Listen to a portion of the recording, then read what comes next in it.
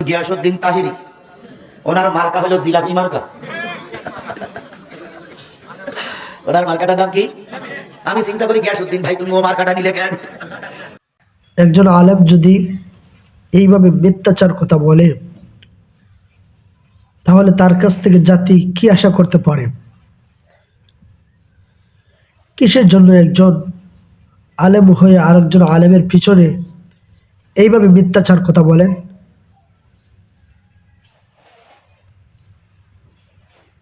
দেখতে তো সব সাদা দাড়ি সাদা চুল হয়ে গেল, কিন্তু আলেম হলেন এভাবে ডাকা মিথ্যা কথা বলেন, এটা কেমন করে হয়?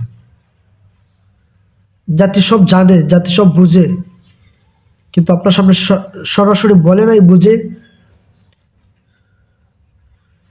জাতি সব জানে সব বুঝে, আপনার সামনে হয়তো বলে নাই, কিন্তু আপনি চলে গেলে মাহফিল থেকে বলবে ইয়া হুজুর মিথ্যাবাদী। তাহলে আসুন যা সত্য তা বলবেন। আল্লামা তাহিরি হুজুর কি জিলাপি মার্কা নিয়ে দাঁড়াইছে? এত বড় মিথ্যা কথা কিভাবে বললেন? আপনি না আলেম? এভাবে মিথ্যাচার কথা বলা উচিত হয় নাই। সমাজে মিথ্যাচার কথা বলে বলে সমাজটাকে নষ্ট করে ফেলছে।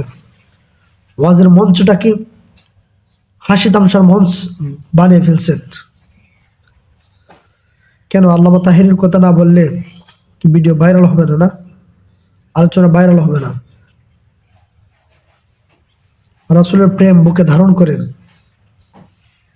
মানুষ এমনি শুনবে। আয়েশা তাহির সাহেবের নামে মিথ্যা কথা বলা বলে বাদ দেন। আপনি যে ধরনের আলেম হন না কেন,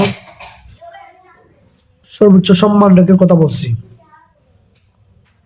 ভিডিওটা সর্বোচ্চ শেয়ার করে সুন্নি ভাইয়েরা দিবেন ইনশাআল্লাহ, যেন বাতিলদের মসনদ কেঁপে যায়।